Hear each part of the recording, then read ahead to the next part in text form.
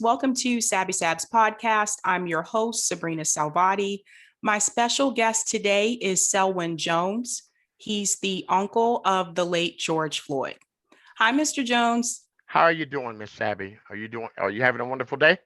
I am. I'm happy it's time for the weekend. I know, thank God it's Friday. I gotta ask this question. Mhm. Are you a black Italian? I am not. it's fun. Sabatini. No, it's Sav funny because so Salvati is my married name. Salvati. Okay. Hey, I was just checking Yeah. because I ain't seen too many black French ones. You know what I'm saying? That's so cool. No, it's funny. Yeah. My husband's Italian, but I usually either get that people will ask me if I'm a black Italian or they'll ask me if I'm Latina. Because you look the case. You look the case, you know? You look the case, you know? So how are we doing today, my dear? We're gonna have a little fun. We're gonna have a little fun. Well, first and foremost, I want you to like tell everybody about George Floyd because I think that the world like knows him from that video, but you knew him personally. So how would you describe George Floyd? George Floyd was 4 inches taller and a little bit darker. We like to have fun, laugh. We grew up, we all come from rural North Carolina in a tobacco field. We grew up in an old house with no running water, no indoor plumbing. You know, you had to poop in the bucket, throw it out in the backyard when it got warm. You know, you'd scoop it and you bury it. That's where we come from. So when you come from that type of situation there, you always you always can make yourself laugh. You know, when you were hungry, drink water, your belly will get full. Well, we always knew how to laugh because if we didn't have anything else, we had love. And he was a fool, laughing, joking, just pretty simple. We're all basically the same. We just love life. We love people, entertaining, but Mhm. everybody has demons. And they're hard, dear. They're hard. Mental health issues now, addiction is absolutely horrendous. And that's one of the things that I always like to express to people that it's all about decisions, because that one decision could cost you your whole life, And, he moved from Houston to move to Minneapolis to make a change, because sometimes, out of sight, out of mind. If you get away from around the people that you're used to and get around people that you don't know, things flow a little bit better. Things were flowing okay for him. If you can go back to the video that you saw and the video that you saw him in the store, trying to kiss a girl and acting like a fool, that's what George was. And by the way, his name was George Perry Floyd, but if you knew him, you called him Perry. And when Mhm. I'm that uncle, I'm that uncle. I have buried him to the neck. I have locked him in trunk of cars. I have tied him on top of cars. I'm a bad uncle because when you're the baby out of 17 kids, most of your sister's kids are your age. So Mhm. I wreaked havoc on them, man. Dusty roads, elbows, drop kicks. But something happened because around my age of 30, he would have been around 32. And he grew a hell of a lot faster than I did. I stopped growing at 6'3", and he moved up to about 6'7". So yeah, I didn't really want to wrestle him anymore. And his passion for sports is what we had in common, Mhm. because football sort of kind of got me where I'm at now. Granted, sometimes I think I probably should leave, but it is what it is. Life is full of trials and tribulations. Mhm. And I reckon the point I always try to make, dear, is we are the only people that has had to negotiate our life, our whole existence. Think about it, dear. Beat, whipped, You worked in the fields, you worked in the houses, you raised babies, you cleaned the house, you made them rich. What am I? I'm a black man. Systemic racism has been around here, and you know, a lot of people like talking about police brutality. Hey, qualified immunity, the George Floyd Policing Act, got to be passed because we've got to have something to do to slow them down. But I worry about schools. I worry about medical. I worry about housing. I worry about if I go to the credit union and buy a house and I've got same credit as another person, why is my interest rate higher? Why is my mortgage rate higher? Mm-hmm. So systemic racism just doesn't come by police hurting. Police brutality affects 1,700 people a year. Guess what, ma'am? That's 360 million people in the United States. Uh, One of my biggest problems is this problem has been around forever. It is the policing. I call them slave patrols. You know, so dear, I'm tired of seeing black folk killed. I'm tired of seeing black folk disrespected just because of one simple thing: you're black. You Yep. know, uh, give us a chance because we've never had a fair start. Think about it. We've never had a fair start, dear.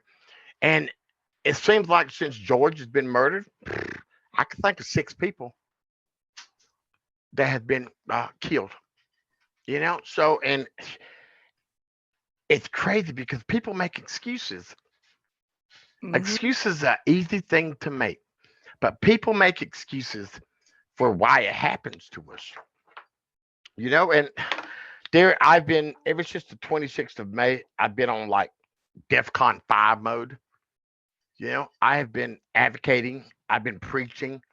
I've been wanting anybody and everybody that I can have hear my ugly voice to hear my voice because, dear, I just tell a just life story, just the life of a black man.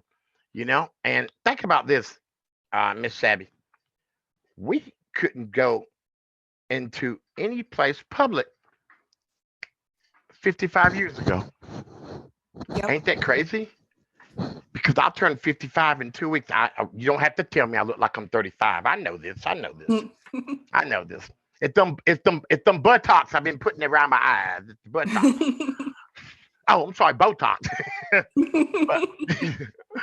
But dear, think about that. We could Yep. die for our country, but we couldn't go eat in a restaurant. We could die for our country, but we couldn't use the bathroom. It's like my ass. Oops, I'm sorry, I didn't mean to say that, Miss Abby. It's okay. My butt, my butt was going to infect your butt because we sit on the same seat. Guess what? Poop all goes downhill, dear. Poop all goes downhill. Uh, and you know, we put America. We put more people in jail than any place else in the world, dear. There's 2.5 million people incarcerated. Out of that 2.5 million people, dear, we figure 1.2 of them are African American, black. I like using the word black. I ain't never been to Africa. Sorry. Uh, and think about this. We are 4% of the world's population. Four. But we commit 35% of the crime. Oh, wait. Let me break that down. We are 0.3% of the population. But we commit 35% of the crime? I Mm. don't know, ma'am. Something's wrong with that picture, you know? So, Yeah. we could go at it all day, every day. Because that's what, sweetie, I'm obsessed with this. Since I seen my nephew get murdered, and let me tell you how I found out. I'm sitting breakfast, 7:30 in the morning, and I look at the television. Now, every time I see, because I'm from the deep South, Jim Crow South, every time I see a black man getting tortured on television, Ahmaud Berry, Breonna Taylor, I'm thinking, damn, somebody stop this. I hate it when I see it because it reminds me of where I grew up and how I grew up. And I look at, and I'm sitting there looking at the television, And I'm thinking, man, won't somebody help this dude, man? Yep. Look, they're gonna kill him. My sister calls me and says, "Did you see what they?" And I set the phone down and I sat back in my chair, and that was probably the worst 7 minutes of my life.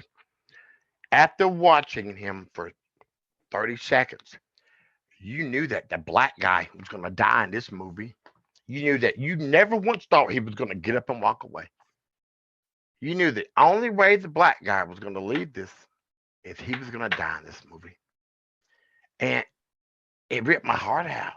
I literally watched him go from hollering, from laughing to joking, to hollering, to screaming, to begging, to pleading. Yep. He calls for my sister. And, you know, the hardest week I've had in my life was 2 weeks ago, uh, when they dissected every frame. And the frame that got me was, I know what time he died. I know the exact time he died. He died at 8:20, 8:26 with 15 seconds. And what they showed is they showed when his brain lost oxygen, his eyes fluttered, and he died. He died because of hatred, power, and control. Somebody decided that morning that they would be judge, jury, and executioner. And dear, that ain't right. That ain't right. You know, and then I was looking up, somebody sent me a little article today, and they said, man, look at Channel 9 in Minneapolis. And so we pulled it up. Oh my God. Oh my God. His uncle's, hold on for a second. Let me show you this. Let me show you what being George Floyd's uncle has gotten me. Let me show you what I got to deal with every day because somebody murdered my nephew.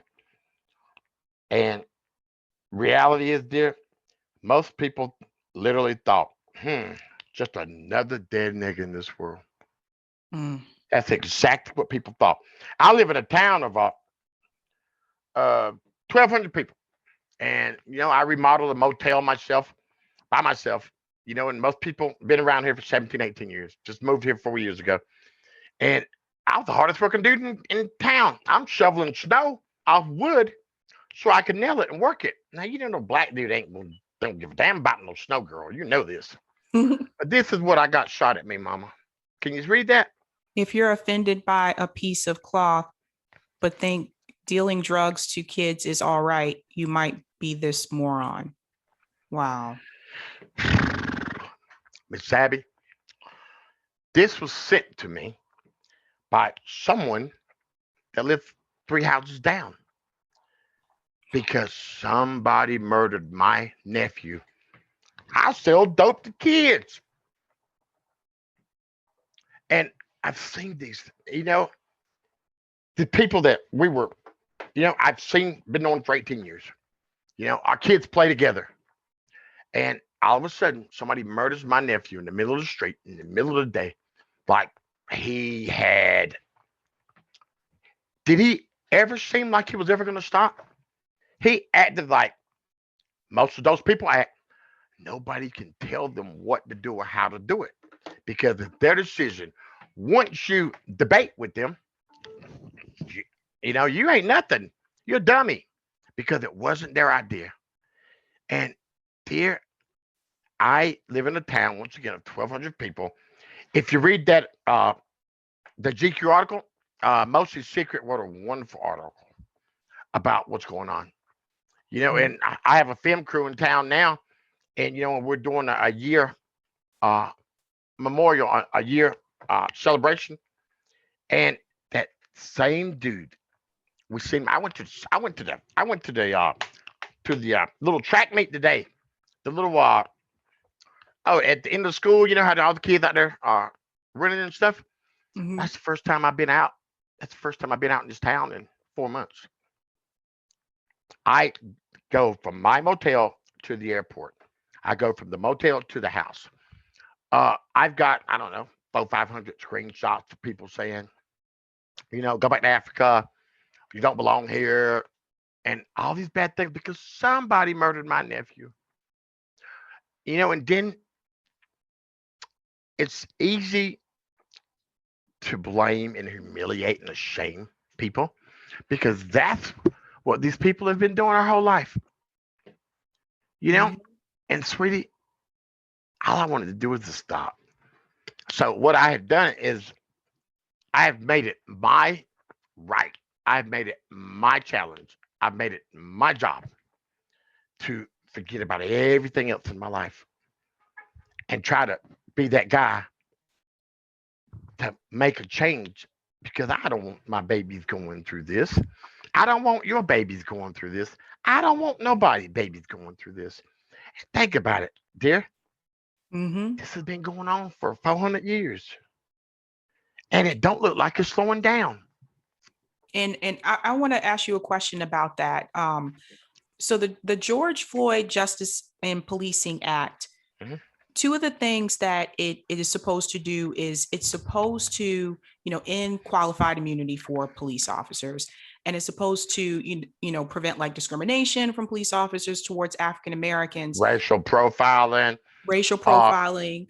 if you harm a suspect, your name goes on to a national database saying that you did this.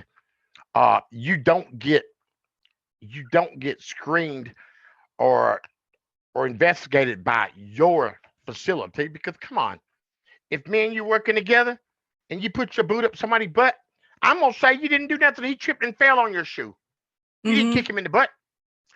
So and the qualified immunity, all it does is slow you down.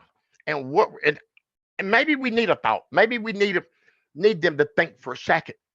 I don't want no police officer to die because sooner or later, somebody when they use that second of judgment and something happened, everybody wants to go home, dear. Everybody wants to go home. But what it looks like is they're not de-escalating, they're escalating. And their job is to de-escalate. Yep. So we just like I said, dear, it isn't people that I'm mad. It's the system. Because Yep. the system was designed to put a boot in our butt and never let us win. Think about it. 1800s, late 1800s, some doctors from France come over here. You know what they said about you? You know what they said about me? Our brain is a little bit bigger than a ape, a little bit bigger, and we can only be subservient, made subservient by certain measures. Know what that means? Put that whip on your ass Mm-hmm. to beat you into submission. You know, that's where that black man against black man comes in there. They take that big black buck, they put him in the middle of the yard, they beat the brakes off of him. And all those other slaves that we had running around out there, if you were thinking about running, you weren't gonna run when you seen Big Buck get beat. And Yep. it's sad, dear. It's absolutely sad that most people have that same mentality today. Hey, remember, Yep. if they can't fix you, if they can't control you, there's two things you can do to you.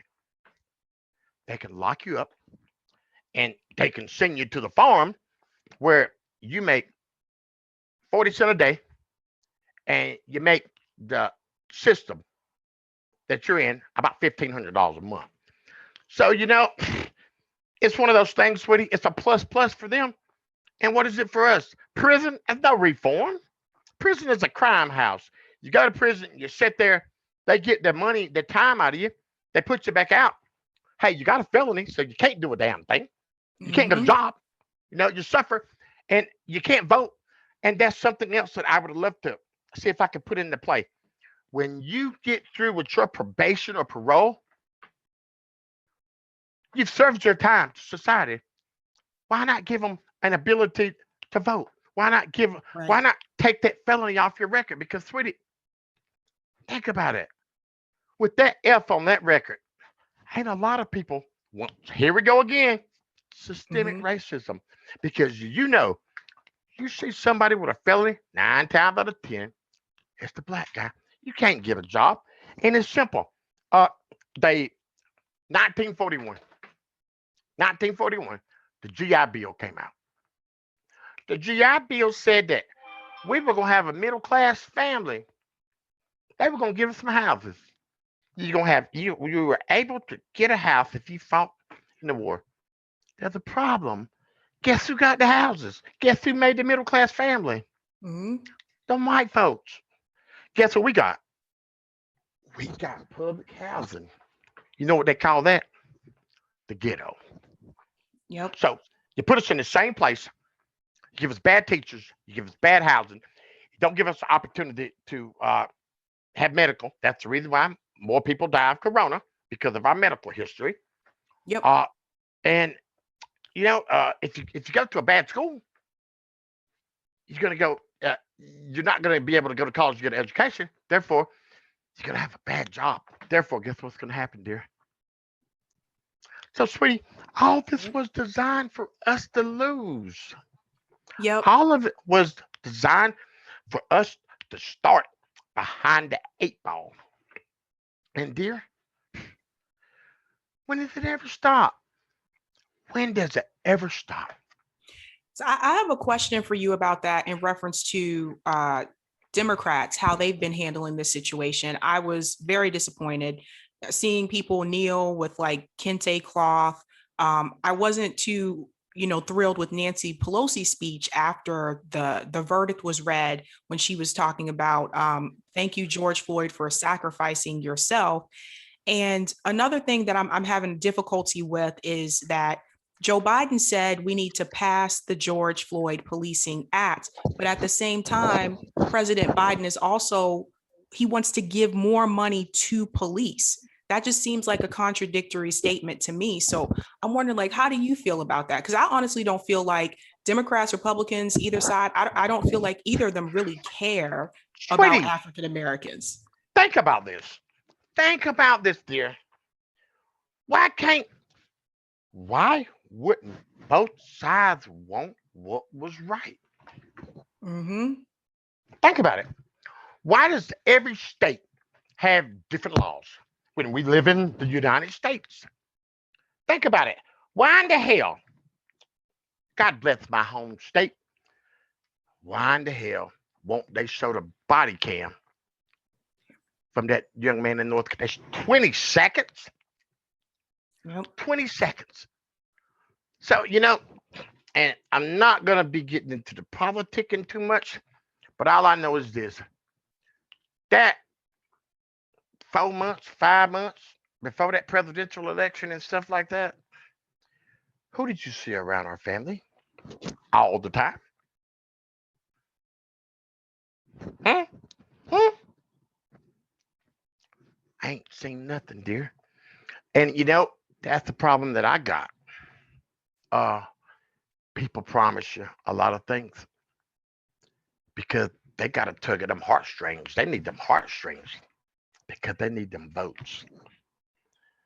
So, dear, I've got, I'm trying to battle. I've got me and the McBroom sisters uh, have talked to several, the lady that Carmen Bass, Miss Bass, they wrote the bill. I talked to her. You know, uh, we got to do something to put our foot down to make a change, and we can't make no change without that George Floyd police in that path. And think about this, sweetie. The only thing that affects is federally. So what that means is if somebody shoots and kills your son, well, if they find him negligent, you can take him to federal court.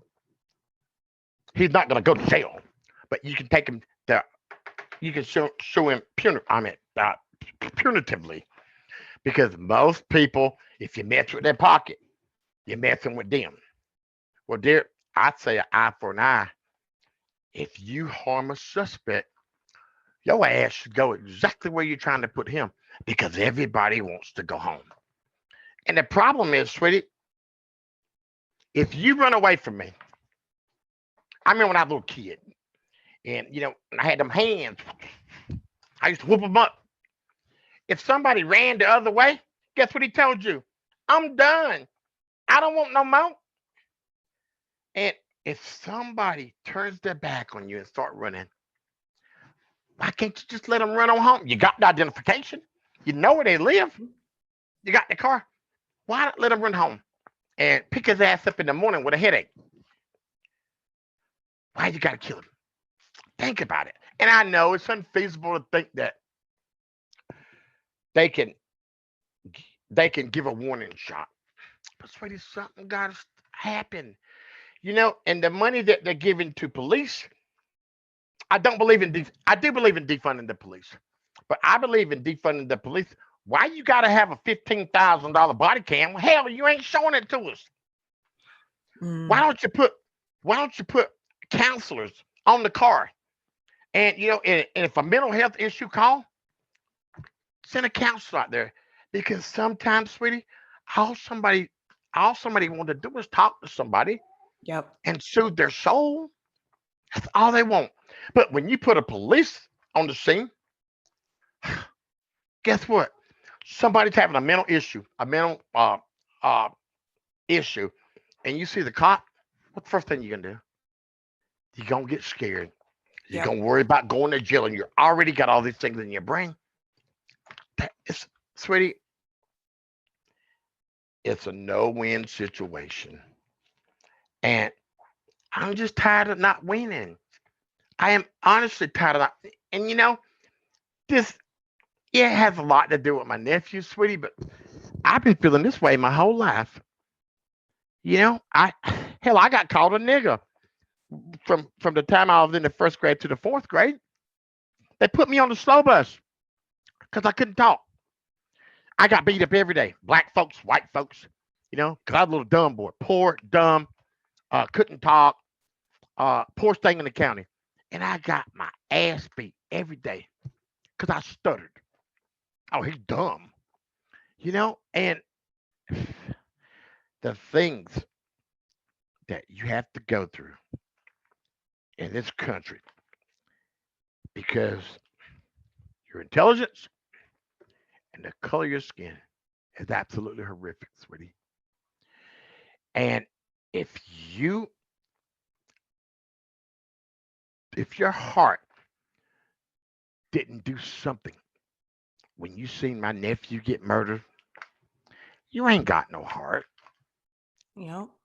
You ain't got no heart, sweetie, because what we saw is from start to finish. A man go from sitting in the car to dying in front of our eyes because of $19 and 100 pennies. When is a $20 counterfeit bill a life sentence? Yep. So, sweetie, we got a lot of decisions that are made for us that all we got to do is take it. Civil Rights Act of 1964 says that racism was illegal. Somebody forgot to tell the other side that, didn't they? Think about it. 1986 you're going to love this one. 1986 to 1997. Crack. Mm-hmm. There was this dude in 1991 that made a bill that passed in 1992 that stated, if I caught a black man with 1 gram of rock, you were going to get sentenced like they caught everybody else with 100 grams. 1 and 100.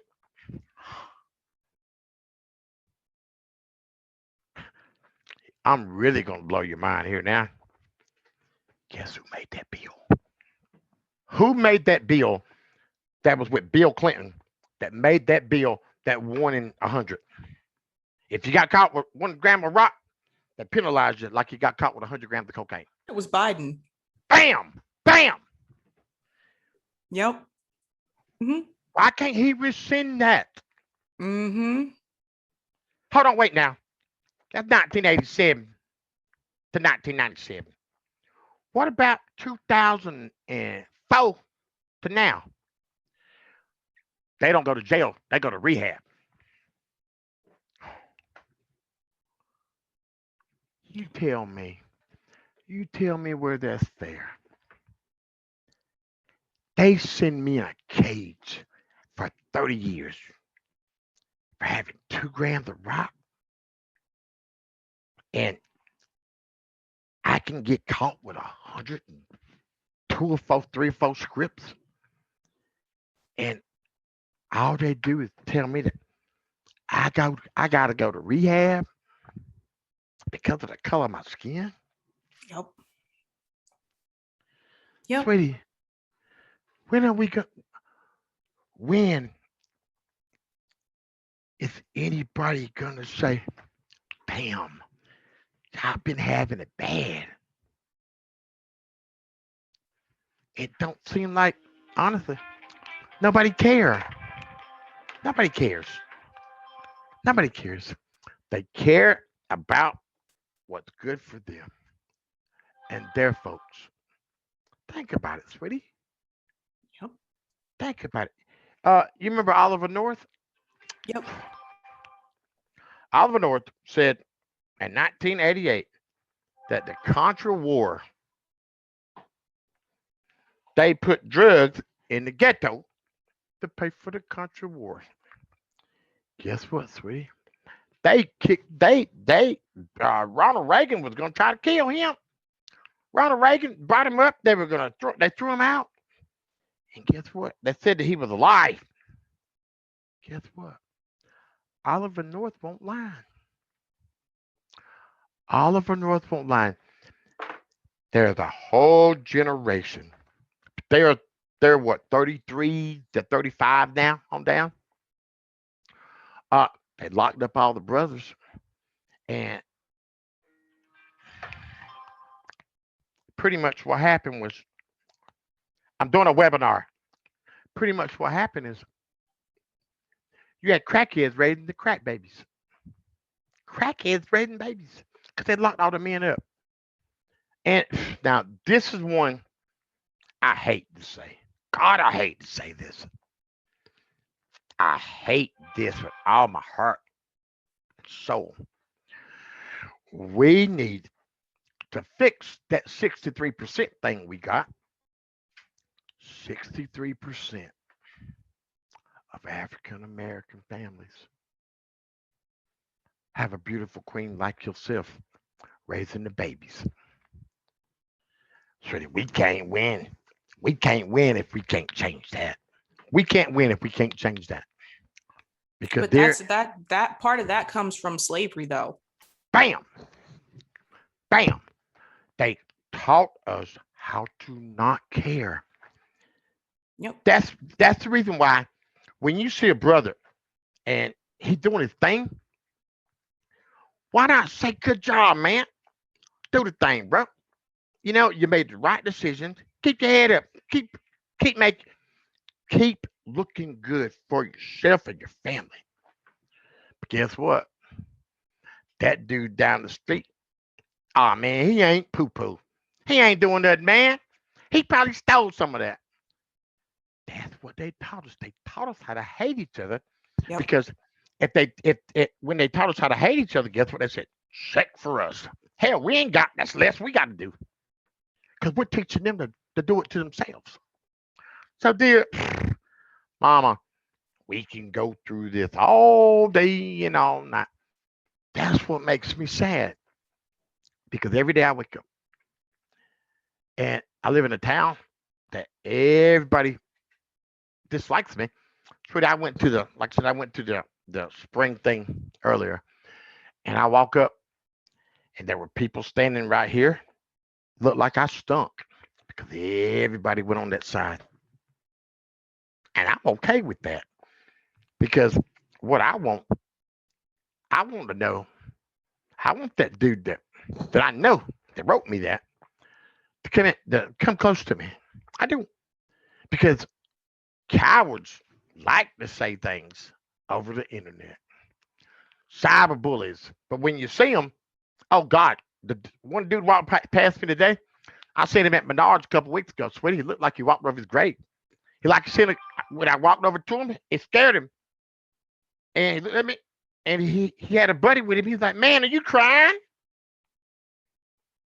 I thought, "Yo, man, that stuff that you were saying on the Instagram. Let me hear. I want to hear what I want to hear that. I want you to translate that to me, because I'm lost. You call me a douchebag. You tell me to uplift my town. What did I do? Somebody killed my nephew, and I got to uplift the town. Not one damn soul come by and told me I give you my condolences because it didn't matter. Because I had a dude staying in the council meeting, and he says, "Hey man, I don't mind the flag,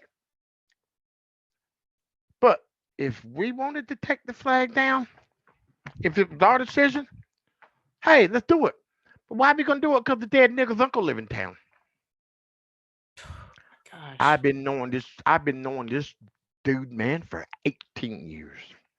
And just because somebody killed my nephew and that flag come up, I'm a piece of scrap.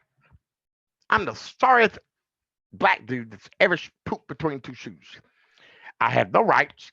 I don't belong in this community. I sell drugs to kids. Hey, there's two stores in town. I can't even go to the store. I had to buy my own gas tank so I could get gas because you know how those people are. They're they're sneaky. They're conniving. I've known this dude since he was 18 years old. He's 40 years old now. I'm conniving and sneaky because of a damn flag that didn't need to be anywhere because somebody killed my nephew. I'm curious, have other activists like Black Lives Matter or Obama, have they like reached out to your family? Sweetie, you know what? I think everybody's now. Let's get this right. I'm gonna say this as gentle as I can, my dear. We got two different types of folks. You got people that can't read, and you got people that don't want to read. And I reckon what I'm telling you is that other side of the family, the Houston family, they they got their own agenda.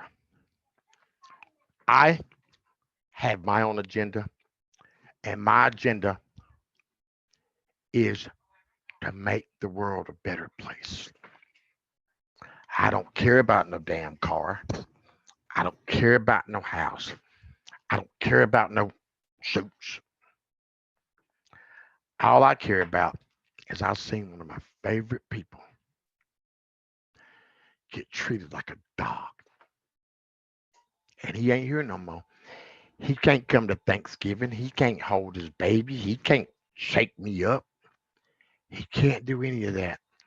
And what I've seen is it's a lot easier to wish upon a star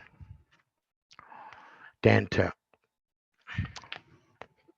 be in the clouds. Because, sweetie, I am just a sad old 55-year-old man that has seen so much torturous stuff, so much disrespect. And I I gotta do what I can because you know who cares and who doesn't. And we need somebody to stand up and care. We haven't had anybody fight our battle for 60 years, pretty much 55, 60 years. Guess what? I am, uh, I got it. This is the crazy part. The more that I accomplish, and I think I've been on a good road. I've been making change. People been hearing my voice. This is crazy because you know what I'm about to say. The black guy dies at the end of the movie. And I'm okay with that.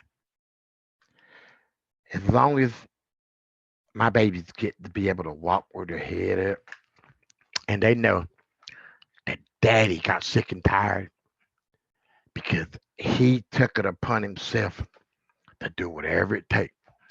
So we don't have to go through this. Don't you know, sweetie, that you know how hard it is to live in a place where all these people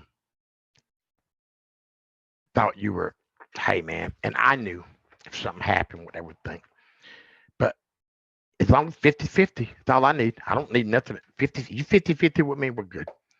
But as soon as somebody murdered my nephew, I was a piece of shit because some white man made a decision to kill my nephew. I wouldn't give a damn if he was high, drunk, on space dust. You really honestly think he should have been laying in the street with 4 people on him? Because I'll tell you this much: if that would have been a white man, they ass would have got the death penalty. So I'm not gonna talk about the verdict because I was thinking that they was gonna acquit him. Oh, there's gonna be a mistrial. We obviously know. Because that dumb ass that went around the juror went around talking. Yeah. Had think about that, baby.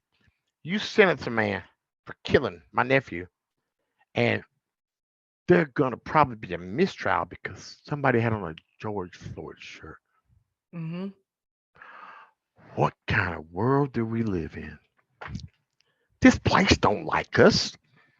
If you can blatantly say that you're gonna give them another trial because somebody wore a damn shirt because they were black expressing their opinion, and you sentence a man and you gonna let him go home because somebody wore a shirt. You know what, sweetie? I could cry every day. Every day I wake up, I could cry. I could. But you know what, man? It's it's James Baldwin said hope was invented every day. Guess what, sweetie?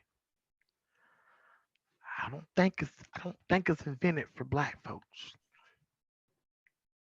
No, no. I don't think we have hope. I think that we go through the same procedures and wait for somebody to shut us down and for wait for somebody to do something to us. And we try to combat it. But you know, God knows, sweetie, if you give a black guy, a young lady, a shrimp, hell, we make gumbo for 30 people. But the bad part is when it's 73-12. Mm-hmm. 73-12. You can't win that one. You can't win that one. So dear, Yep. every day, this is what I do, Miss Sabby. This is what I do. Every day I wake up and I gotta try to figure out a way that we can live in a better world. I think we do have a chance, you know, because the whole world got shook up. Yeah. My nephew died to make a change for us. He didn't die for white people. He didn't die for black people. He died for all people. But unfortunately, Black lives matter. Why? Because our life matters. White lives matter because their lives matter. Because, sweetie, you tell me what we do, how we do it. Mm-hmm. Well, I mean, like the system, like you mentioned earlier, the system has always been fixed against us. I think a lot of people, I feel like this is one of those things. Like as a Black person, you get it and you have that experience. But the thing is this: when Africans were brought to this country to be slaves in this country, and then slaves were freed, That wasn't ever supposed to happen. What you see right now today, where we're walking around, we have jobs, we have homes, like all that kind of stuff, that was never a part of the original plan. Oh, And so for people who are a part of the majority, they what they may not understand sometimes is that your whole life you have been preconditioned to think and believe that Black people were less than, even if you don't admit it and don't say it out loud. You have to look at like that deep inside. You have to look at your subconscious. And I think a lot of people have this bias. So I have like certification in DEI training. So I know a lot about this. And this is why I tell people white supremacy is not a separate entity. White supremacy is ingrained in every system that we have in this country. huh? Public education, What? criminal justice, What? all of it. All of it. It was designed for us to be field niggas. Yep. It was designed for us to worship somebody else. It was designed for us to be subservient. It was designed for us not to win. Yep. And you know, sweetie, I can't take that. I, you know, I've taken it my whole life and I've seen my nephew die and I just can't take it, you know? And all I know is is I think we have a chance, but we need them folks. We need them folks to uh to help us out because we have had some help, and that don't mean everything's got a shelf life. In 2 months, 3 months, 6 months, most things die. Because think about it, sweetie, we ain't had anybody to fight a battle for us since Mr. King. Nope. You can't say Brother Al is battling. You can't say Brother Jesse battling. Mm-mm. So guess what? Why can't I? Why can't I? Because, sweetie, I've been battling my whole life. I got 25, 30 more years if the Lord will bless me to have this. Because honestly, I think the Quasars lined up. Darnella Frazier had to be on that corner. George Floyd had to be on that corner. Derek Chauvin had to be on that corner. Because what happened is the Lord said, George Floyd, you did not achieve what I gave you. You did not achieve the goals that I equipped you for. So what we're gonna do is we are going to make you famous. We're gonna make you.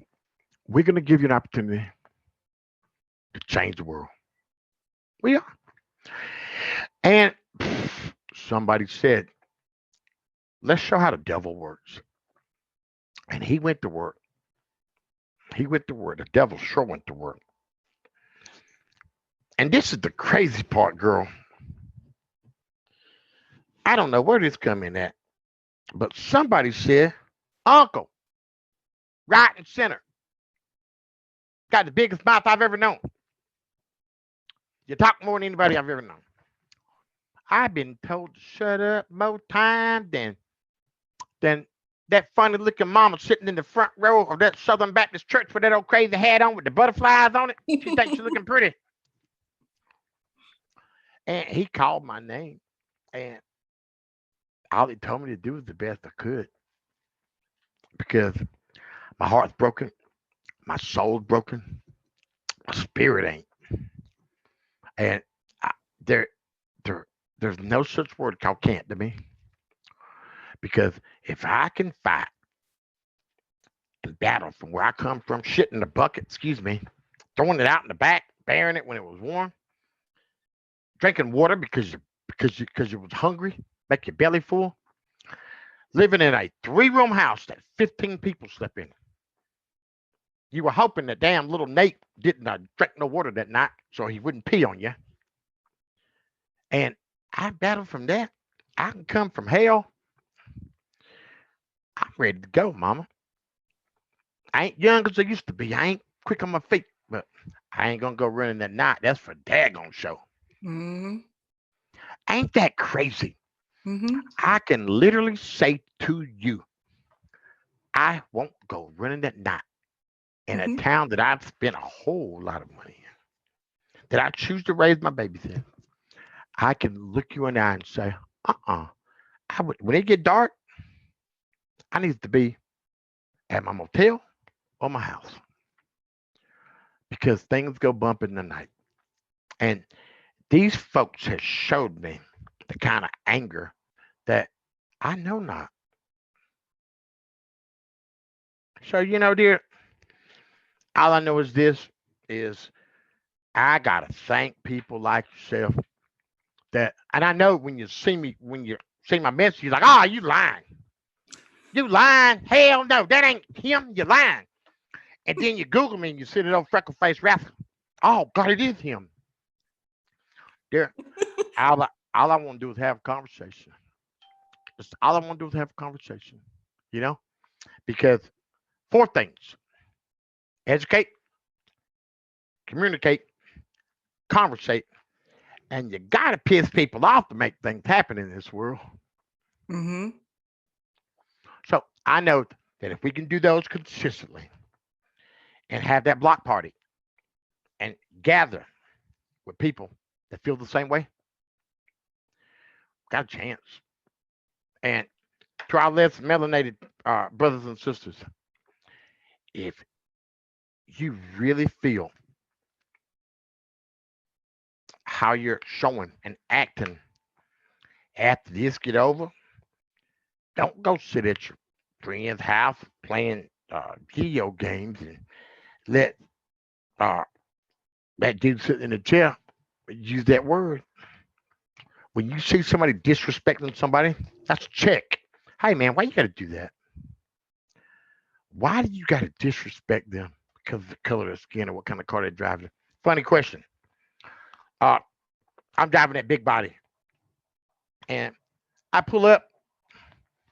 I pull up in the parking lot the other day, and I pull up beside a 1979 Chevette.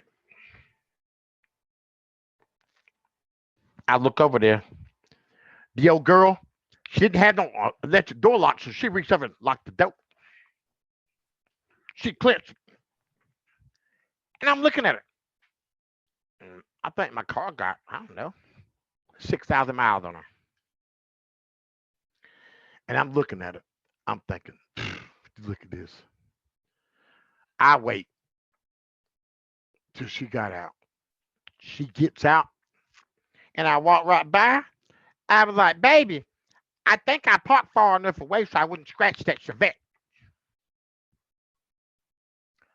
Why does the poorest Caucasian person think they're better than a black person? Mm. Sweetie, what I'm telling your mom is this. I knew about 2% of this before my nephew got murdered because I tolerated it and I lived and I survived it. I traded it with money. I traded it for money. I sold vacuum cleaners for 25 years. I'd go in the house shaking and baking. Hey, man, did you ever think you'd have a black dude cleaning your house in 2015? All I wanted to see was your teeth because if I see your teeth, I'm sticking a fork in your ass. You're done. You give me my money. Do you know that my company sold over 8,000 vacuum cleaners in 25 years? Mm. And do you know I traded respect, integrity, proud, pride for being black so I could drive in that new Escalade, so I could live in that 7,000 square foot house? I traded all of that to humiliate and disrespect myself because I wanted to live a better life. I did. And sweetie, I've got like 10, 15 vacuum cleaners in a box now at my house. They ain't never gonna get sold. If I have to go and sell them in a house, can't happen because I did whatever I had to do to take care of my family. And it's what it is. You know what I'm saying? Mhm. So, you know, you have to do what you have to do. But guess what, mama? All we have to do, if we can keep our head up and just know that because somebody says that you're one thing, you know your self worth and you know you're better than that. And that's what we need to do. We need to lift up our people. Our people need to lift themselves up and don't believe what somebody's saying. Yep. Show your heart and your soul because, sweetie, we've been fighting our whole life. Hmm. Did you know that in New Jersey, the average income, the average net worth for a Caucasian family is $279,000? What's the average net worth for a black woman? $6,700.